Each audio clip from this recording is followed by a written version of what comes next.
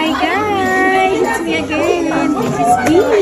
And for today's video, muli na naman tayong naimbitahan sa isang bonggang birthday party. Kaya ano pang iniintay nyo? Tara na!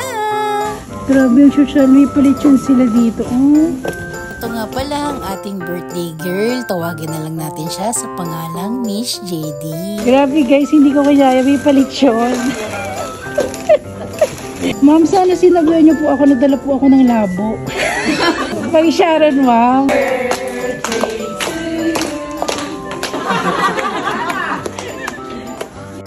Ang saya-saya naman pala dito sa Oldie. Ang dami palang magbe-birthday ng August. Marami-rami pang kainan to. Pero syempre, ang may pahanda ngayon, si Miss JD. Ayan na, hinati na nga ang lechon. Andito na tayo sa exciting part. Ganyan po ba talaga outfit sa Oldie? Kailangan nakakot. Dito po. Alam mo yan, trench coat. Ito nga si ma'am, nangunguna na agad sa pagpila sa lechon. Sumunod na nga sa likod ko si Miss Jo at baka maubusan daw ng balat ng lechon. Alam ko, ako yung nauna sa pila, mama. Ay, kayo na ka pa dyan. Kayo na ka pa dyan. Beshi, nakadami na ako, oh. Ang sasarap talaga ng handa. Thank you, Miss JD. Part 2.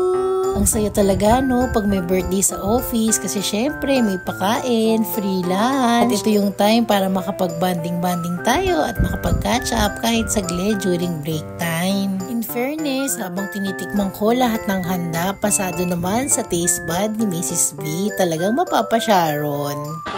Napakasarap naman po ng birthday na. Ma'am, pagbukas po yan. Oh. Kasama na. Anong meron tayo dyan, ma'am? Ay, wow. Full of containers pala ito. Ayan, marami na mga bumubulong-bulong. Oh. Mga nagsasharon na to. Nagsasharon na. Ayan, guys, ang pagsasharon.